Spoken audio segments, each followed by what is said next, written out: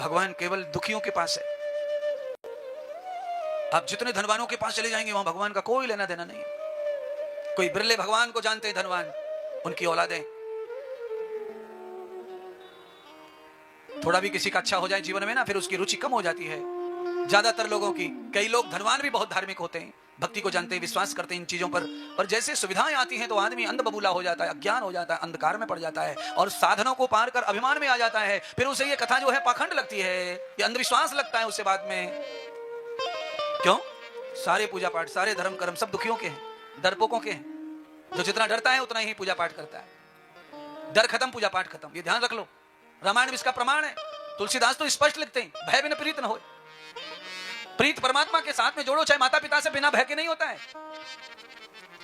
आप बच्चे को कितना जितना प्रेम दे रहे हैं, उसके 2% भी बच्चा प्रेम आपको नहीं दे रहा है, देगा ही नहीं, मित्र भी नहीं देगा, कोई नहीं देगा। और भय, भय से सब प्रेम करते हैं। बोलो, पुलिस वाला कौन होता है? पुलिस वाला भी तो अपने घर में से गया है। हमारे तुम्हारे घर का तो बेटा पुलिस वाला है, हमारी तुम्हारी बेटी तो पुलिस वाली है। तो पर पुलिस वाले से कैसे सम्मान से बोलते हैं सब। पुलिस वाले के सामने कैसे जी, है जी, ओ जी, हाँ जी। क्यों भैया? सब जी। कोई पत्रकार आ जाए नेशनल टीवी का, उसके सामने कैसे जी लगाते हैं महाराज। क्यों? ये सब डर के कारण होता रहता है महाराज, भय के कारण होता रहता है महाराज। और गांव में कोई आदमी जरूरतमंद हो, गरीब हो, उससे कौन डरता है? भाषा देखो कैसी है, गरीब के प्रति भाषा कैसी है। प्रेम है ही नहीं महाराज बिना डर के। और ये जो व्हाट्सएप के जो प्रेम है, ये आधे प्रेम तो डर के मारे ही है।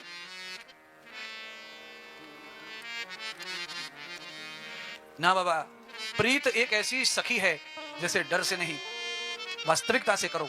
पर हाँ, डर से भी होता है। डंडा जब बजता है ना तो बाबूजी बाबूजी निकलता।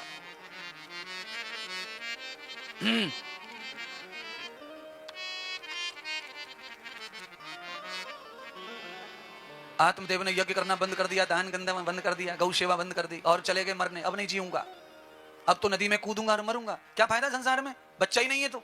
अरे रे राम राम राम राम राम राम, बच्चा नहीं है और मर जाऊंगा मैं। मर जाऊं तो ये अच्छा है, बिना बच्चे के मर जाना ही ठीक है। अरे हमारा संतान नहीं है, हमारा जीवन हमारे लिए मिला है। संतान पैदा करने के लिए हम नहीं है दुनिया में। ईश्वर का काम है, वो करेगा संसार का, जो निवारण करना है, किसको कहां पैदा करना है, किसको कहां मारना है। हम नहीं है उसके लिए। हम अपने कल्याण के लिए शरीर लेके आए हैं। औलाद की तृष्णा में डूबने वाला दुखी रहता है, खा नहीं सकता, सो नहीं सकता, हंस नहीं सकता, औलाद में फंसा रहता है दिमाग। औलाद होनी चाहिए, 1000 बार होनी चाहिए। हम भी खूब मदद करते हैं, सबकी होनी चाहिए, जिनकी तृष्णा है वो पूरी। पर उसके लिए ये नहीं होना चाहिए कि जीवन का क्या फायदा औलाद ही नहीं तो, जिंदगी का क्या फायदा औलाद ही नहीं तो। ना ना ना, ना। औलाद के बगैर भी जीवन है महाराज। जरा इतिहास पढ़ोगे, समझोगे तो समझ जाएगा। अरे दुनिया भर के सन्यासी दुनिया में इतने हैं जिनकी औलादें नहीं है, उनका जीवन है। वो है तो तुम्हें, उनके भी संसार होता है तो तुम्हारा कौन सुनता। समस्या में जीवन आ जाता, जीवन खड़ा हो जाता, दुखी हो जाता महाराज। आत्मदेव ब्राह्मण ने नदी में कूदकर प्राण देने का प्रयास किया, तभी भगवान ने आकर बचाया। साधु के रूप में, संत के रूप में। संत ने कहा लो रोहन की फल ले जाओ और अपनी पत्नी को खिला, हो जाएगी पूरी। पर तुम्हारे सारे पुण्य खत्म हो जाएंगे जब तुमने ये यज्ञ दान गौ सेवा, कुछ नहीं रहेगा तुम्हारे। आत्मदेव ने कहा कुछ भी रहे न रहे पर मुझे बेटा होना चाहिए। हो गया बेटा। फल तो फेंक दिया पत्नी ने। पत्नी कुलक्षणी थी, धुंधली, अंधकार में पड़ी रहती, बासा खाती थी, बासा सोती रहती थी, नहाती कभी थी नहीं। उसे ये भी बोध नहीं था, भागवत में लिखा है, उसे ये भी अकल नहीं थी कि उसे मासिक धर्म आया है। इतना भी कबुद्ध थी वो।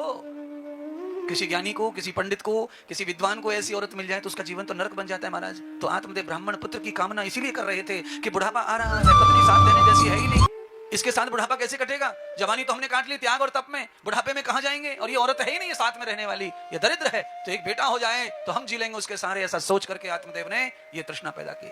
बंधुओं, प्राचीन काल में अगर कोई पुत्र की कामना करता था तो वो सच्चा था।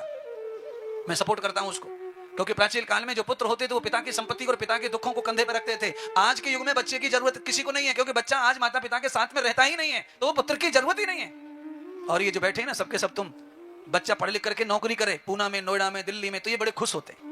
हमारा बेटा बेंगलोर में, हमारा तो हैदराबाद में है, हमारा तो पूना में। अरे पूना हैदराबाद जो है तुम्हारा, तुम्हें पता चल जाएगा अगले 10 साल के बाद पता चलेगा कि हैदराबाद का जो घमंड तुम्हारे दिमाग में चढ़ा है वो ना तुम्हें रुला दे आंसू भर भर के तो कहना। अरे महाराज, औलाद तो घर पे चाहिए, घर पे। औलाद हमारी दास है और दास घर में होना चाहिए। औलाद हमारी सेवक है, हमारे शरीर का कीड़ा है वो औलाद, हमारे शरीर का बैक्टीरिया जंतु है वो हमारे साथ, हमारे घर, हमारे ऑर्डर, हमारी सेवा में होना चाहिए।